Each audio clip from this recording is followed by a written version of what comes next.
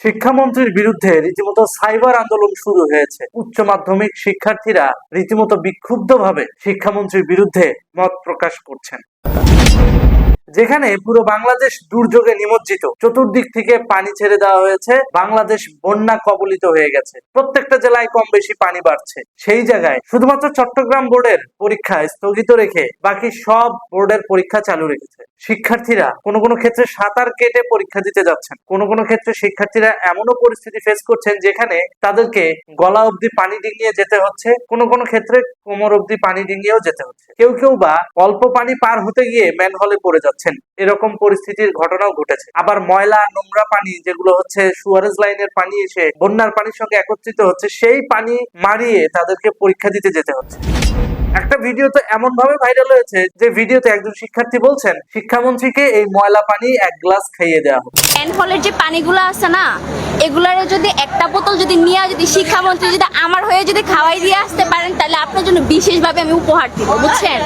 ম্যানহোলের পানিগুলো ওনারে গিয়ে একটা বোতল খাওয়াই দিয়ে আসবেন, এতটুকু আপনাদের কাছে বিশেষভাবে অনুরোধ। দেখলেন তো, ঠিক এভাবেই শিক্ষার্থীরা ক্ষোভ প্রকাশ করছে। খুব শীঘ্রই এই শিক্ষামন্ত্রীর বিরুদ্ধে আন্দোলন শুরু হতে পারে। এরই মধ্যে সোশ্যাল মিডিয়ায় সাবেক শিক্ষামন্ত্রী দীপু মনির একটা ফটো কার্ড ভাইরাল হয়েছে, যেখানে তিনি দুর্যোগের সময়ে কি ব্যবস্থা নিতেন আর বর্তমান শিক্ষামন্ত্রী দুর্যোগের সময় কি ব্যবস্থা নেন, এইটা কম্পেয়ার করছে জনগণ। ওই সময় অর্থাৎ যখন করোনাকালীন দুর্যোগ ছিল, তখন সামান্য প্রতিকূল পরিস্থিতি তৈরি হলেও শিক্ষার্থীদেরকে ছুটি দিয়ে দেওয়া হতো, বলা হতো দুর্যোগ অবস্থা চলে গেলে তারপর তারা পরীক্ষা দেবে। পরীক্ষা এক বছর না দিলে জীবনে এমন কোনো বিরাট ক্ষতিবৃদ্ধি হয়ে যাবে না, কিন্তু আপনাদের সুস্থতা, আপনাদের জীবন, সেটি আমাদের কাছে গুরুত্বপূর্ণ। কারণ ওই সময়ের ব্যাখ্যা অনুযায়ী দীপুমণি বলেছেন যে ভাই, পরীক্ষা যাবে, পরীক্ষা আসবে, কিন্তু তোমাদের সুস্থতা আগে। অর্থাৎ তুমি যে এই দুর্যোগের মধ্যে পরীক্ষা দিতে যাবা, তুমি যদি অসুস্থ হয়ে পড়ো, বাংলাদেশ একটা মেধা হারাবে। এবং একজন শিক্ষার্থী অসুস্থ হলে তার প্রভাব শুধু যে তার পরিবারের উপরেও নয়, রাষ্ট্রের উপরেও পড়ে। সেই জায়গা থেকে তিনি এই সিদ্ধান্ত নিতেন। তো এখন শিক্ষার্থীরা যখন কম্পেয়ার করলো, কিরে মুরগি মিলন, হেলিকপ্টার মিলন, সে আমাদেরকে এই দুর্যোগের মধ্যে পরীক্ষা দিতে দিচ্ছে, অথচ সাবেক শিক্ষামন্ত্রী দুর্যোগের সময় আমাদেরকে সেফ রেখে দুর্যোগ পরবর্তী সময়ে পরীক্ষার শিডিউলিং করেছিল। এই বিষয়টা যখন কম্পেয়ারিজম করা হলো, এই বিষয়টা যখন কম্পেয়ার করা শুরু করলো নতুন প্রজন্ম, তখন তারা সরাসরি শিক্ষামন্ত্রীকে বয়কট করেছে এবং রীতিমতো শিক্ষামন্ত্রীর বিরুদ্ধে এখন আন্দোলন পর্যন্ত হতে পারে। উনি হয়তো বা এসি রুমের মধ্যে আছে, তাই দেখতে পারতেছে না, বাট আমরা বের হচ্ছি, আমরা পরীক্ষা দিচ্ছি, আমরা দেখতেছি। অবশ্যই আমি স্টুডেন্ট, আমি পড়ালেখা করব, বাট এর মানে এটা না যে আমি দুর্যোগের মধ্যেও আমি আমার জীবনের ঝুঁকি নিয়েও আমি পড়ালেখা করব। এটার কোনোই মানে হয় না। তার মধ্যে উনি বারবার শুধু চট্টগ্রাম বোর্ডের পরীক্ষা স্থগিত করতেছে। কেন? আমরা কি দুর্যোগে নেই? শিক্ষামন্ত্রীর উদ্দেশ্যে এটাই বলবো যে উনি এখনো সচেতন হচ্ছে না।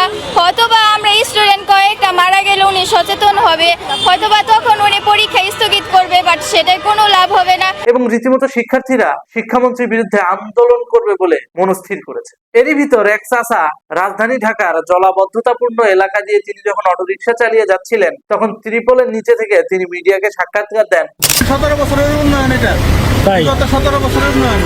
নতুন সরকার তো মাত্র আইলো, আর এটা আগের দিনের উন্নয়ন। এই পানি দেখলেন তো, একটা মানুষ কতটা নির্লজ্জ হলে এই ধরনের কথা বলতে পারে। 17 বছরের উন্নয়নে শেখ হাসিনা যা করছে, সেটা তো তোমরা 2 বছরের অব্যবস্থাপনায় নষ্ট করছো। যত দোষ শেখ হাসিনার, আচ্ছা মেনে নিলাম শেখ হাসিনারই সব দোষ, ওকে ফাইন।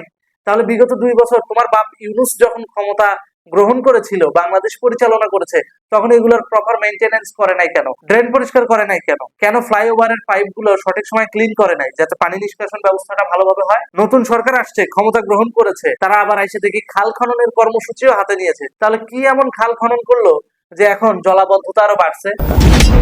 এগুলা বলবে না মিডিয়াতে শুধু শেখ হাসিনার বদনাম। শেখ হাসিনাকে বদনাম করতে আর কি বাকি আছে? কত ভাবে তারা চেষ্টা করলো শেখ হাসিনাকে বদনাম করতে, কিন্তু প্রকৃতপক্ষে যারা সচেতন নাগরিক, তারা কিন্তু শেখ হাসিনার পক্ষে সমর্থন দিচ্ছে। তারা কোন কোন পদ্ধতিতে শেখ হাসিনাকে বদনাম করতে ছাড়ে নাই। একেবারে ব্যাংকের লকারে স্বর্ণ ঢুকায়া ওইটা শেখ হাসিনার বানায় একবার প্রচার করলো, দেখে পাবলিক বিশ্বাস করে না, গেল। এখন আবার নতুন করে একটা ন্যারেটিভ দাঁড় করাচ্ছে যে সারা বছর শেখ হাসিনার খাবার খরচ ছিল নাকি 35 কোটি টাকা। মানে অতীতে যে কয়বার সর্বপ্রথম বানাইলো কিন্তু আয়না ঘর, শেখ হাসিনার বদনাম করলো আয়না ঘর দিয়া, পরে দেখা গেল সেটা ভুয়া, এটা একটা ইউনূসের নাটক। স্টিলের চেয়ারে কেউ কারেন্ট শট দেয়, যখন পাবলিক এটা নিয়ে কথা বলা শুরু করলো, আয়না ঘরের স্টোরি বাদ। তারপর আসলো কি, শেখ হাসিনা বিদেশে টাকা পাচার করছে। কিন্তু বাস্তবে সেটার কোনো প্রমাণ পাওয়া যায়নি এবং আজ পর্যন্ত শেখ হাসিনার পাচারকৃত কোনো অর্থ ফেরত আনতে পারে নাই। তার মানে এটা মিথ্যা ন্যারেটিভ। ব্যাংকের লকারে গয়না রেখে শেখ হাসিনার নামে বদনাম করানো, যে যখন শেখ হাসিনা দাবি করে বসলেন ঠিক আছে তোমরা যখন বলছো ওই গয়না আমার, তাহলে ঠিক আছে সসম্মানে সেগুলো ফেরত দিয়ে দাও, তখন কিন্তু তড়িঘড়ি করে আসল গয়নার যে মালিক সে আবার এসে তড়িঘড়ি করে এটাকে ধামাচাপা দিয়ে সাইড করে ফেলছে। অর্থাৎ এটা ছিল গয়েশ্বর চন্দ্রের ছেলের বউয়ের গয়না, ওই ব্যাংকে রেখা তারা শেখ হাসিনার নামে চালায় দিতে চাইছিল। যখনই শেখ হাসিনা স্বীকার করলো হ্যাঁ ঠিক আছে গয়না আমার, তাহলে আমারটা আমারে দিয়ে দে, তখন তড়িঘড়ি করে এই বিষয়টা ধামাচাপা দিয়ে দেওয়া হলো। এইটা নিয়ে আর কিন্তু পরবর্তীতে কোনো কথা হয় নাই। সর্বশেষ এখন নতুন ন্যারেটিভ দাঁড় করাচ্ছে যে শেখ হাসিনা নাকি সারা বছরে 35 কোটি টাকার খাবার খাইতো। মানে মানে এইভাবে করে করে শেখ হাসিনার বদনাম করতে আর কোন জিনিসটা বাকি আছে? কোনো কিছু তো বাকি নাই। তারপরেও শেখ হাসিনার বদনাম হয় না, পাবলিক বিশ্বাস করে না। সবশেষে এখন কি করতেছে, পদ্মা সেতুর পিলারের নিচ থেকে মাটি কাটতেছে যাতে করে পদ্মা সেতুটা হেলে পড়ে বা ভেঙে পড়ে, যাতে করে বলতে পারে যে শেখ হাসিনার উন্নয়ন টেকসই না। এই দেখো পদ্মা সেতু ভেঙে পড়ে, বিভিন্ন রাস্তার মাটি কেটে নিয়ে যাচ্ছে যাতে করে এটা বলতে পারে যে এই যে দেখো তোমাদের শেখ হাসিনার করা রাস্তা ভেঙে গেছে। মানে এনিহাউ শেখ হাসিনাকে চরিত্র হরণ করতে হবে, শেখ হাসিনাকে ডিসক্রেডিট করতে হবে।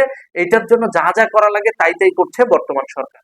আবার এগুলো নিয়ে বললে সরকারের বিরুদ্ধে কথা বলা যাবে না, আপনাকে সামাজিক ভাবে পারিবারিক ভাবে হেনস্থা করবে। এটাই চলতেছে বর্তমান বাংলাদেশে। তাহলে এইভাবে করে শেখ হাসিনাকে থামাতে পারবেন? শেখ হাসিনা তো জনতার রায় নিয়ে, জনতার ম্যান্ডেট নিয়ে, জনতার প্রোটেকশন নিয়ে বাংলাদেশে ঢুকবে, তখন আটকাতে পারবেন না। আর এই জন্যই সাম্প্রতিক সময়ে তড়ি ঘড়ি করে মিটিং ডেকে তারেক রহমান একটা সিদ্ধান্ত দিয়ে দিচ্ছে যাতে করে জামাতের সাথে যে সুসম্পর্কটা নষ্ট হয়ে গেছে এখন বিএনপির, এটা যেন আবার জোড়া লাগে। এই জন্য তিনি বলেছেন মতের বিভেদ থাকতেই পারে, ঐক্য যেন নষ্ট না হয়। তার বিরোধীদের উদ্দেশ্যে বলেছেন মতের অমিল থাকতেই পারে, ঐক্য যেন নষ্ট না হয়। তার মানে তিনি বুঝাচ্ছেন যে শেখ হাসিনা আসতেছে, যতই আমরা ঝগড়া করি আমরা কিন্তু এক থাকতে হবে, তা না হলে কিন্তু ক্ষমতার গদি টিকায় রাখা যাবে না। এটা নিউজে আসছে আরটিভিতে।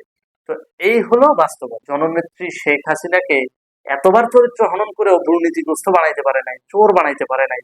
সেখানে তাদের দুর্নীতি যখন এখন আস্তে আস্তে সামনে আসতেছে, শিক্ষার্থীরা যখন সরাসরি হেলিকপ্টার মিলনকে নিয়ে যখন সরাসরি কথা বলে, যখন শিক্ষামন্ত্রীর অব্যবস্থাপনা, সিদ্ধান্তহীনতা নিয়ে ছাত্রছাত্রীরা সরাসরি প্রতিবাদ করে, তখন স্বভাবতই তাদেরকে সমর্থন দিতে হয়। এবং আমরা সামাজিকভাবে শিক্ষার্থীদেরকে সমর্থন জ্ঞাপন করছি। আমরা সমর্থন দিচ্ছি এই কারণে, কারণ এই জলাবদ্ধতা, এই দুর্যোগের মাঝে শিক্ষার্থীদের জনস্বাস্থ্য নিয়ে কনসার্ন না সরকার। শিক্ষার্থী মরা মরুক, পরীক্ষা হতেই হবে। আজকে তো একটা ভিডিও দেখলাম যে রীতিমতো পরীক্ষার টাইমিং এর 1 ঘন্টা আগে থেকে টানা বৃষ্টি, ভোরবেলা থেকে বৃষ্টি। তো শিক্ষার্থীরা পরীক্ষা দিতে যাবে কিভাবে? তাদের কষ্ট হয়।